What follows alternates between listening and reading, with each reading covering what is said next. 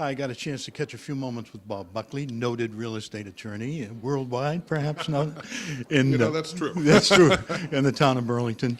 Just to catch a few minutes here, thanks for your time, Bob. Always a pleasure, Phil. I happened to catch Henry Davidovitz on Bloomberg the other day on the state of retail in the United States.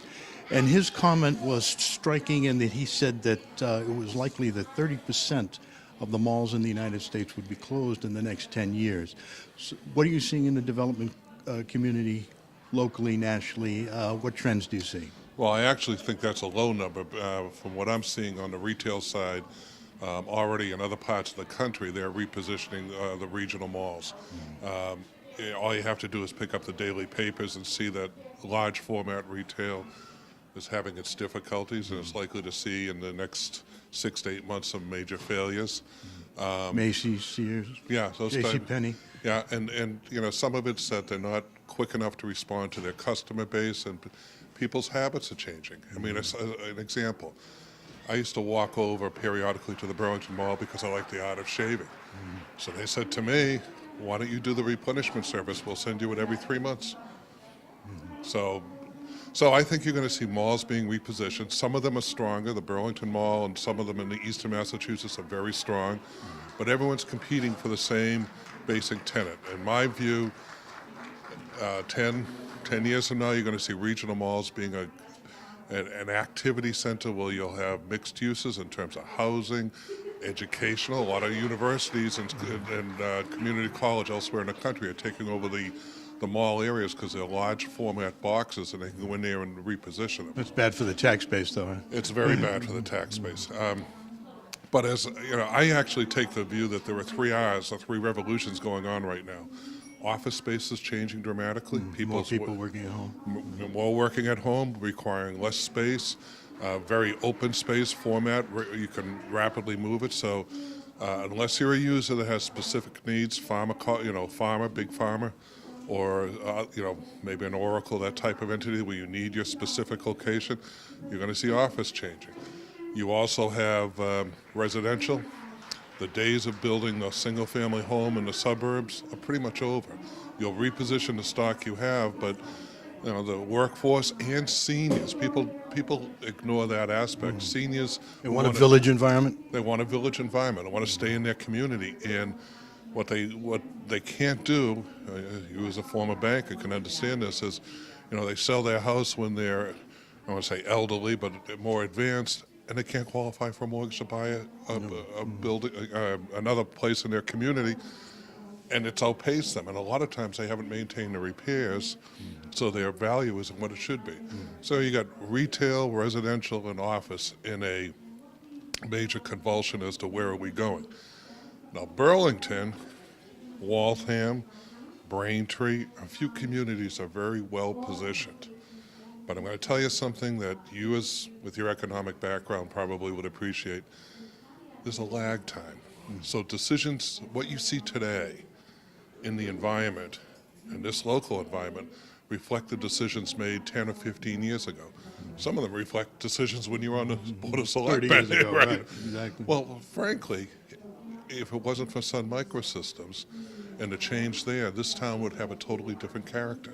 Sun Box retailers. Right. Yeah, Sun came in and it changed the whole character of the town, and you were involved with that, and Trammell Crow, and you were, So, Well, the biggest move, I think, was the town's decision to ultimately plan develop the Northwest Park. Right. Well, you were involved with that. You set up that study committee, and we all worked together. But my view of it is that you have to be proactive. You have to look down the road 10 or 15 years and say, where do we want to be, and what should we do today to be cognizant of what's going on in the economy and try to anticipate where those trends will lead a community like Burlington. What role does transportation play in this transition?